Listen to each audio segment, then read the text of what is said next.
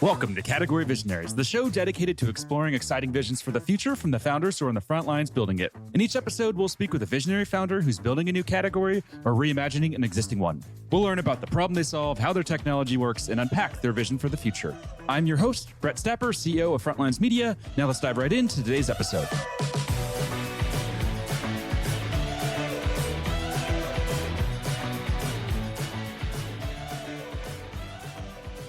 Hey everyone, welcome back to Category Visionaries. Today we're speaking with Ani, CEO and co-founder of Dasera, a data security platform that's raised $21 million in funding. Ani, how are you today?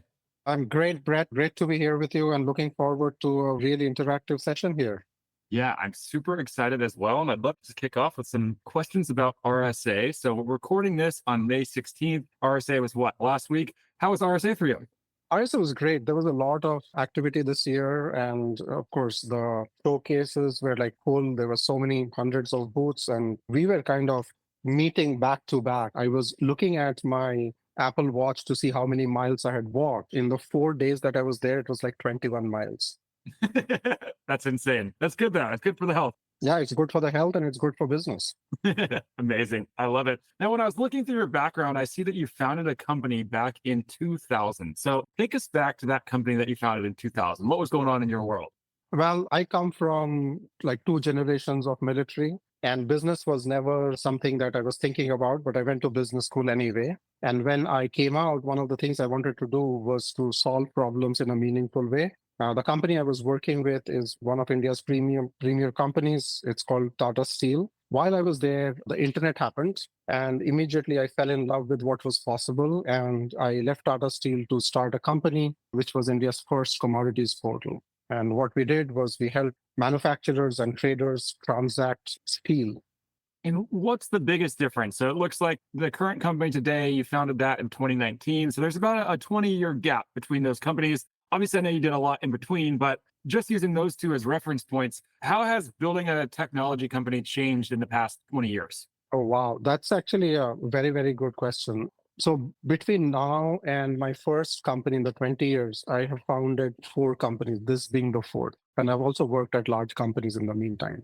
Things that have changed was, firstly, the first company I founded was in India. And this was a time in India where you didn't have VCs, you didn't have mentors. Indian companies were known to be service companies. And so platforms and products wasn't the Indian things. So I think that was one thing that we did first. The second was that whenever you built a technology company, right up to about 15 years back, like if I go back to my second company, which was an online backup company, we actually used to have our own servers. You had to like have a data center where you were taking care of like physical servers. Also, like a lot of the software you had to write yourself. There weren't that many services. So there was a lot of reinventing the wheel that was happening. Now what has happened is like you can now focus on the business and you can focus on your core IP while you can leverage the existing infrastructure and the existing services. This is almost like if I were to go back, let's say 200-300 years in the US and you went to a new place, you had to figure out where water was and like what materials you would use to build a town. But today, if you move to a city, there was plumbing, there was electricity, there were places to stay already. I think that's the kind of difference there has been in the last 20 years. Some chart I saw online a while ago, it said that on average, and I think this was in 1999, they said on average it costs $5 million to start a technology startup back then. And today it's like $50 or $500, something like that. And just seeing that on a chart was pretty crazy. I don't know whether I agree with like $500 to start a company, especially a technology company, because I think the definition of technology companies has changed. For example, if you were to go back 20 years and you wanted to create an e-commerce company, you would have to take care of everything. Today, you would basically put together Shopify and set up your own store there. But I think the entry barrier is so low that that $500 company may not be worth anything. So if you kind of change the lens from money to value created, I think it is just as hard to create value and it takes just as much money to create value today as it was 20 years back.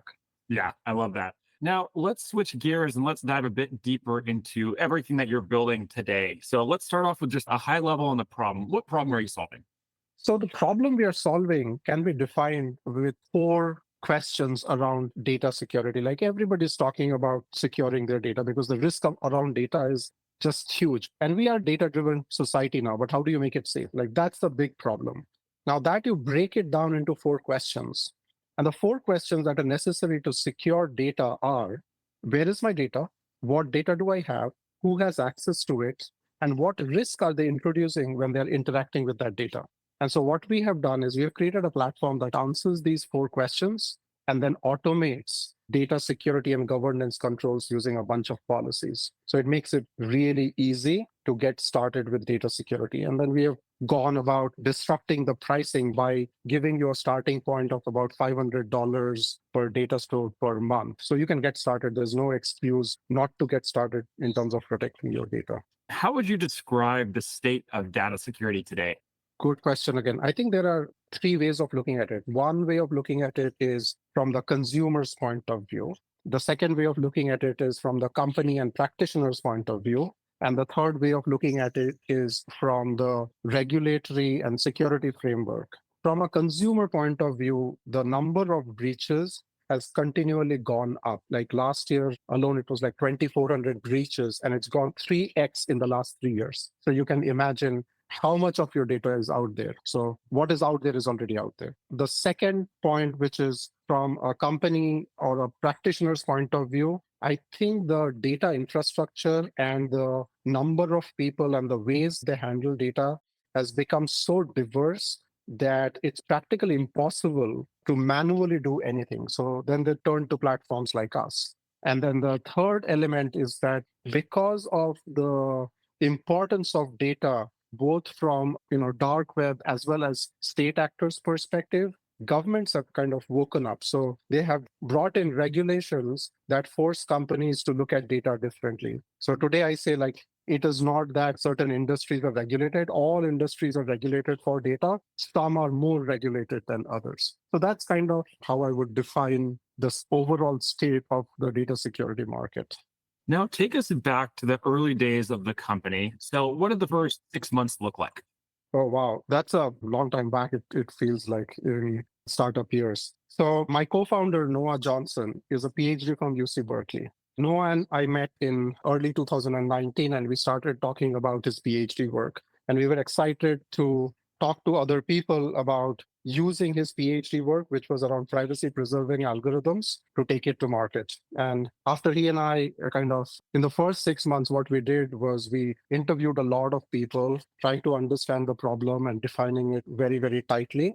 And then we started building the product. Initially, it was a small room. This was pre-COVID.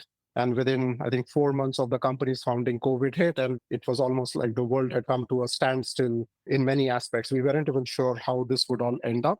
And so we're so glad that we've kind of gone past that stage, and we are at a place today where we are probably one of the leading data security companies in the space. How long from launch did it take for you to acquire your first paying customer? And then what did you learn from that process of getting that first paying deal across the line? That's a very good question. So any startup, like I have been through 4 startups, and each of them has kind of morphed as we have learned more in the market.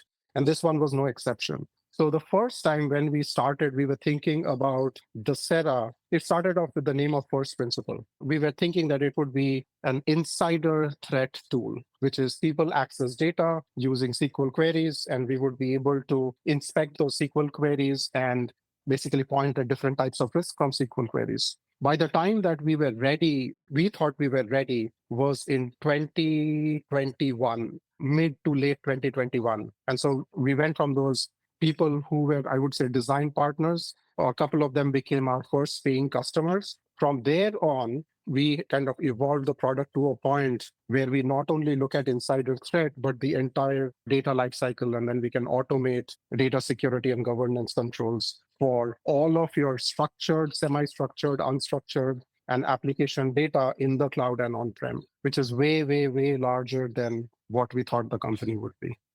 Let's talk a little bit about marketing. So, if we had to summarize your approach to marketing, what does that marketing strategy and approach look like? Good question again. So if you think about marketing in cybersecurity, and by marketing, I will say go to market because it's marketing and sales. It is a very, very expensive proposition, especially in a new category like ours.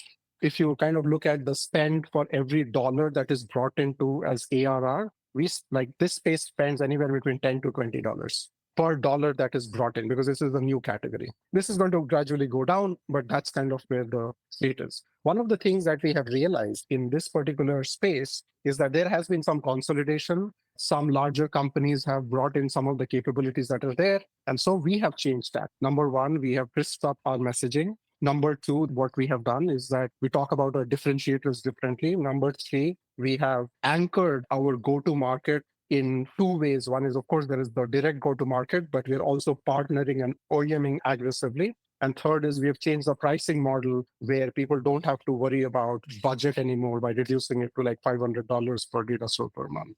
And when it comes to the category here, is the category data security posture management, or what is that market category?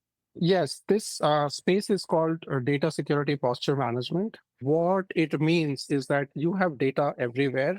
The first place to make sure that you have understanding of your risk is to know the status quo of where your data is, what data you have, who has access to it. And then comes the second part, which is as people are interacting with that data, what is the risk? And if there is a risk, how do you automatically either escalate it or remediate it? So that's kind of what is DSPM. We were talking to a couple of analysts recently, and they basically said that DSPM looks static, but if you add it with a space called DDR, which is more reactive, that when you combine the two, you have something called data protection. And I think that is where the space is going, which basically means you will have a combination of security companies, you will have a combination of backup and restore companies, you'll have a combination of data platforms who will all cooperate to provide insights that are then actionable.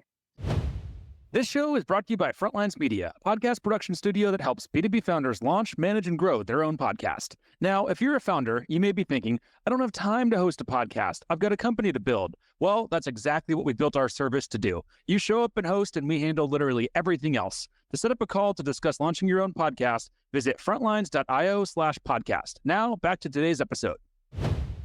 Now, I've done a lot of work in the cybersecurity space. I've worked with a cloud security posture management or CSPM company a few years back, and then I work with an ASPM company as well. And I remember when ASPM got officially recognized by Gartner, I think it was sometime around last year. That's when the market got serious. And that's where a lot of these vendors who were kind of scattered, it seemed like, everyone was kind of talking about it as something completely different. All of a sudden, every vendor was saying, we are an application security posture management platform. And it's just been very, very competitive now. Is that something that you've seen with DSPM as well?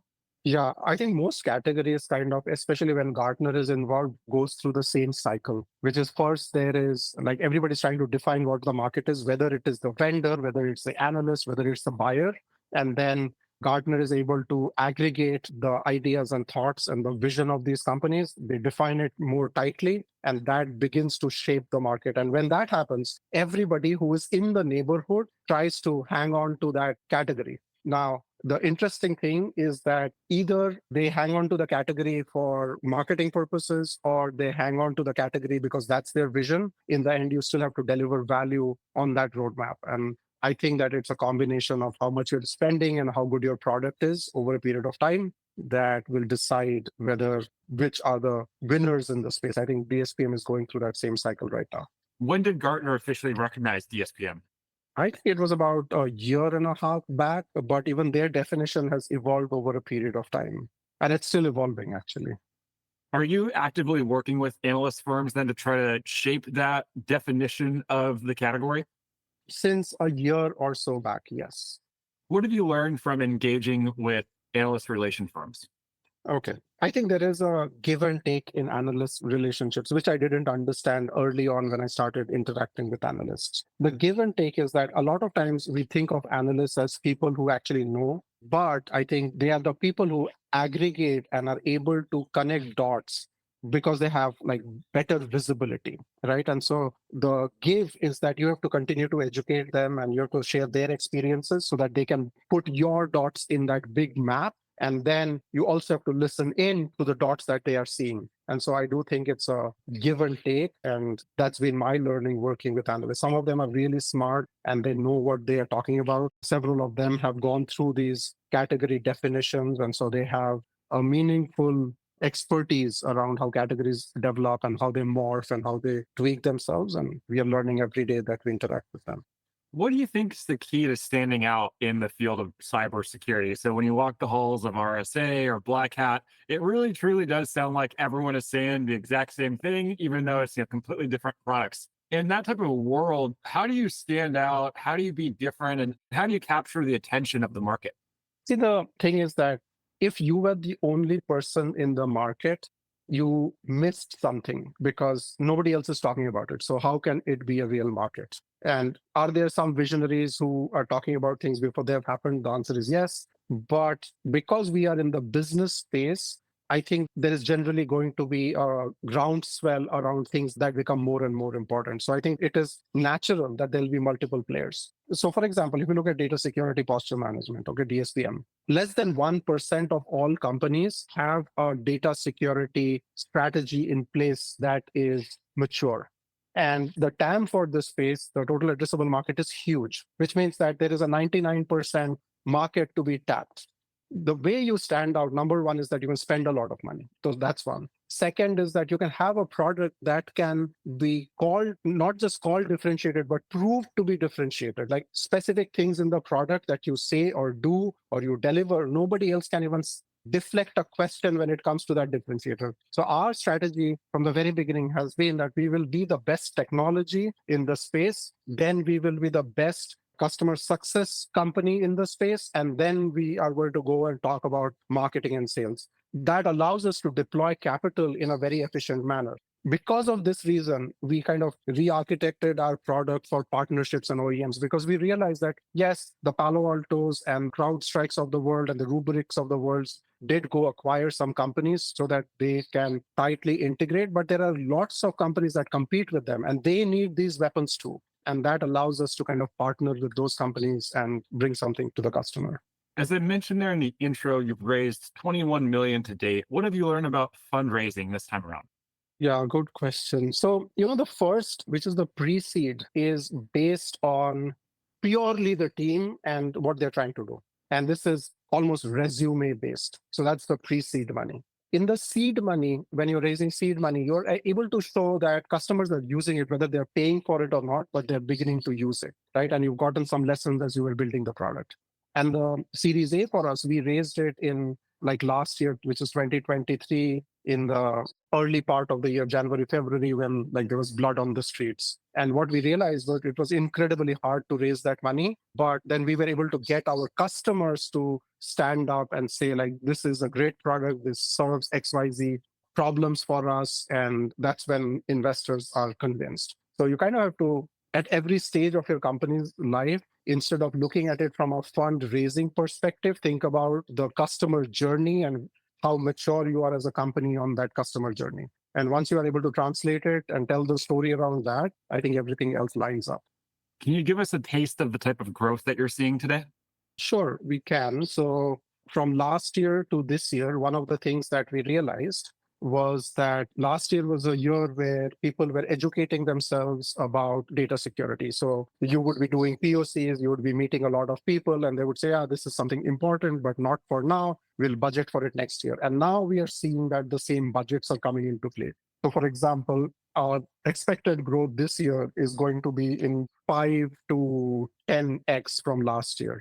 And we are on our way to being able to achieve that. What do you attribute to that success and that growth? I'm sure any founder, especially anyone in cybersecurity right now, would love to be able to answer that question in the same way. What have you gotten right? I think it is a combination of three things again. The first one is market readiness. You can have the best product, you can have the best marketing and sales motion, but if the market is not ready, it's not ready. You cannot do anything about it. So I think the market number one is ready. Second is, as these spaces emerge, everybody's trying to figure out what the right solution is. And then they reach a point where they're generally comfortable with a definition of use cases that they want to address first. And so I think that is something that we can control, and we've controlled it well, where our storyline and our use cases are very clear. And the third one is you get better by doing things, right? And so what has happened is over the last several quarters, as we have interacted with prospects, with customers, as they come back, as they use the product, we've gotten better ourselves. And so it's a combination of market conditions have become better. Second is that the market and us and analysts have kind of gotten penciled in version of what an ideal product at this level of maturity of the market looks like. And thirdly, that we have gotten really good at what we do. When it comes to your marketing and your communication, are you typically targeting like the director, VP level of data security, or is it all about the CISO, or is it about the end user? We as a company have decided to focus on the CISO, and in some cases, we are also experimenting with the data organization, but primarily CISO. There are pluses and minuses to it. The kind of product that any data security company is, it requires a lot of permissions. It requires people to be convinced about you so that they can give you the keys to their kingdom. Because guess what? You will be touching their data because you're protecting it, right? And so it is not one of those where an individual engineer can get it started because he'll not have all of the necessary permissions. So I think it's top-down sell at this point. Once we are bundled in with other larger partners, a couple of them we have already announced, which was Cisco and Cohesity. We announced it a couple of weeks back. We have 2 or 3 in the pipeline, which we will be announcing through June and July. I think those will reduce the amount of friction that we see today as a startup. Final question for you here before we wrap up. Let's zoom out 3 to 5 years into the future. What's the future look like? This was a question I asked an analyst. And so I think I'm going to give you an unoriginal answer because this is what we are supposed to do, listen and understand where the space is going. I think data security, data protection, and these terms will evolve. Is going to be about the data itself, every form of data, right? Whether it is structured, unstructured, whether it is images, whether it is design plans, all types of data, anywhere that is just infrastructure and data types. And then it will go into applications and people who are accessing it. It is already there in most cases. But interestingly, the data in use monitoring, where we have a lead, I think is going to get even more interesting. It is going to get more interesting, not because of what people call AI today, but enterprise AI solutions and applications is going to be a bigger headache than any chat GPT that you're thinking about today. And I think encompassing all of this and providing a solution that can automate a bunch of remediations is going to be key. And I think that's where the space is going. Again, it will be collecting signals from different places, from different platforms, so that it's more context aware. Otherwise, it is going to flood the market with additional alerts, is how I think about it. Amazing. Love the vision, and I've really loved this conversation. We are up on time, so we're going to have to wrap here. Before we do, if there's any founders that are listening in that want to follow along with your journey, where should they go? They can come to www.dasera.com or they can email me at ani@dasera.com. Dasera is spelled DASERA, Dasera. Amazing. Well, thank you so much again for taking the time. Really appreciate it. This episode of Category Visionaries is brought to you by Frontlines Media, Silicon Valley's leading podcast production studio. If you're a B2B founder looking for help launching and growing your own podcast, visit frontlines.io/podcast. And for the latest episode, search for Category Visionaries on your podcast platform of choice. Thanks for listening, and we'll catch you on the next episode.